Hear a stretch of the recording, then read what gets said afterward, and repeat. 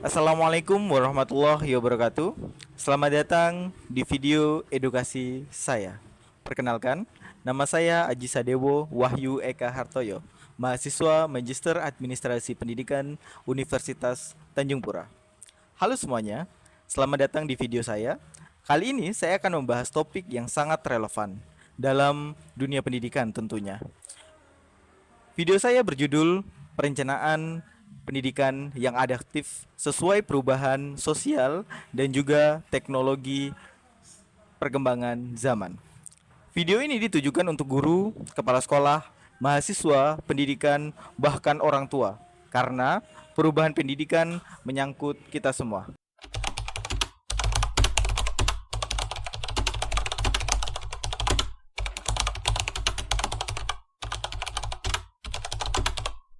Perencanaan pendidikan adalah sebuah proses yang sistematis dalam menentukan tujuan, strategi, dan langkah-langkah pendidikan itu sendiri. Namun, saat ini kita tidak bisa lagi berpegang pada rencana yang statis. Perubahan sosial, perkembangan teknologi digital, dan dinamika masyarakat menuntut sistem pendidikan yang lebih fleksibel, responsif, dan juga berbasis data. Maka, muncullah sebuah konsep bernama perencanaan pendidikan adaptif, yang mana perencanaan pendidikan adaptif ini adalah sebuah pendekatan yang menyesuaikan rencana pendidikan sesuai dengan kondisi sosial dan perubahan teknologi yang terus berubah. Kurikulumnya nanti seperti kurikulum biasa, tapi nanti kita kemarin sudah sampaikan di rapat dengan Presiden, nanti kurikulumnya modelnya multi entry dan multi exit kurikulum.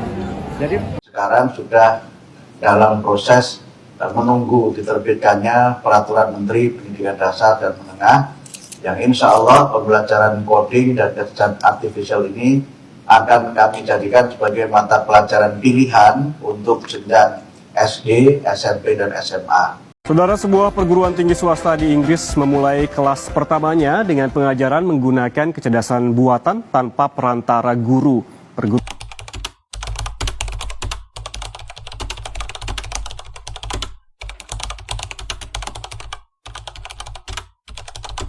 Teman-teman, apa sih itu perencanaan pendidikan yang adaptif?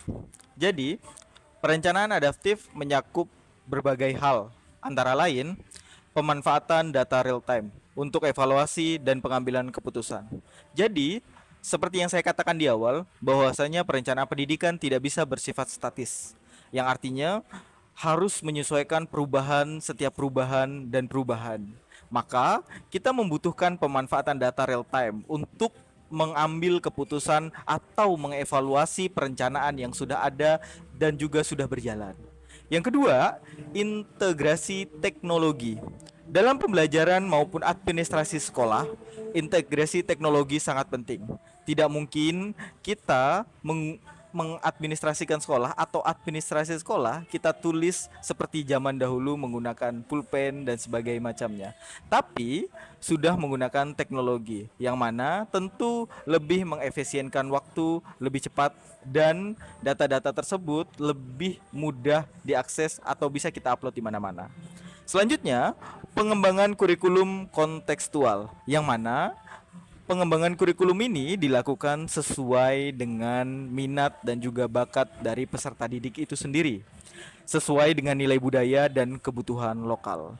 Jadi, bukan kebutuhan yang sifatnya keseluruhan atau yang ada di seluruh Indonesia, tapi kebutuhan yang memang dibutuhkan di dalam budaya dan kebutuhan lokal yang ada di daerahnya masing-masing. Intinya, pendidikan tidak boleh lepas dari realitas yang sedang terjadi, yang mana harus melihat apa sebenarnya yang sedang dibutuhkan di daerahnya masing-masing, bukan melihat dari apa yang dibutuhkan di luar daerahnya. apalagi di luar negaranya.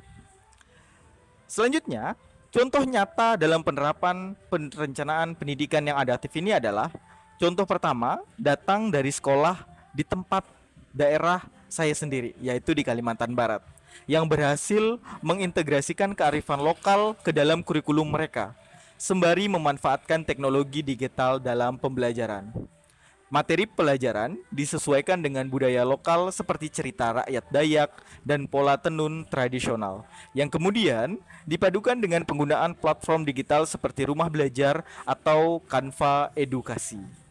Contoh kedua berasal dari luar daerah saya atau dari luar Kalimantan Barat yang ada di SD Negeri 6 Mataram di Nusa Tenggara Barat, yang mana sekolahan ini menerapkan kurikulum merdeka secara bertahap dan juga adaptif.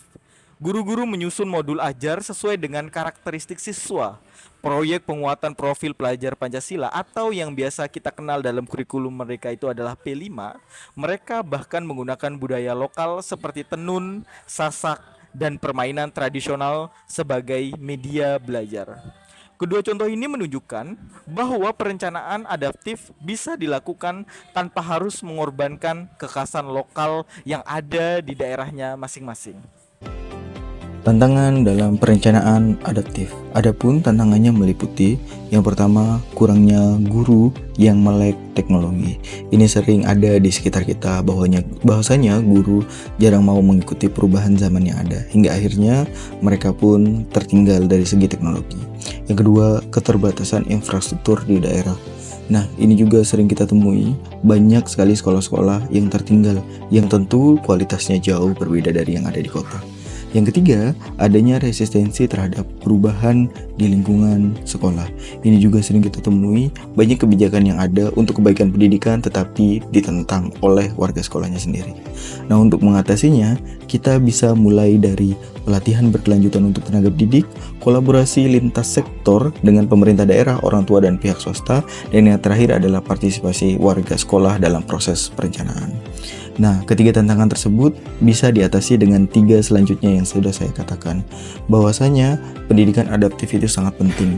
Oleh karenanya, tidak ada yang bisa merubah, tidak ada yang bisa melaksanakan kecuali kita sebagai warga negara, sebagai pendidik, dan juga siswa ataupun mahasiswa. Dunia berubah dengan cepat, dan pendidikan tentu tidak boleh tertinggal. Melalui perencanaan yang adaptif, kita bisa mewujudkan sistem pendidikan yang lebih relevan, tangguh, dan berdaya saing. Mari kita semua sebagai guru, siswa, orang tua, dan warga negara ikut serta dalam transformasi ini. Perubahan dimulai dari langkah kecil, dan pendidikan adalah tempat terbaik untuk memulainya. Mungkin itu dari saya. Semoga apa yang saya sampaikan bisa menjadi pelajaran untuk kita semua, bisa menjadi evaluasi untuk kita semua, dan bisa menjadi referensi untuk sekolah-sekolah atau semua tenaga pendidikan yang memang ingin melakukan perubahan secara adaptif itu sendiri. Terima kasih sudah menonton video ini. Jangan lupa like, komen, dan subscribe agar tidak ketinggalan video edukasi lainnya. Sampai jumpa dan semoga bermanfaat. Akhir kata, wallahu muwaffiq ila aqwamit thoriq. Assalamualaikum warahmatullahi wabarakatuh. Pendidikan kita masih belum bisa membangun sepenuhnya rasa curiosity. AI itu punya ancaman paling gede untuk masyarakat dunia, khusus untuk orang-orang yang nggak bisa berpikir kritis dan tidak bisa kreatif. Karena itu dua hal yang nggak bisa diganti sama AI. Sooner or later mungkin diselesaikan oleh pemerintah. Orang-orang pendidikan kok bisa salah mengambil kebijakan?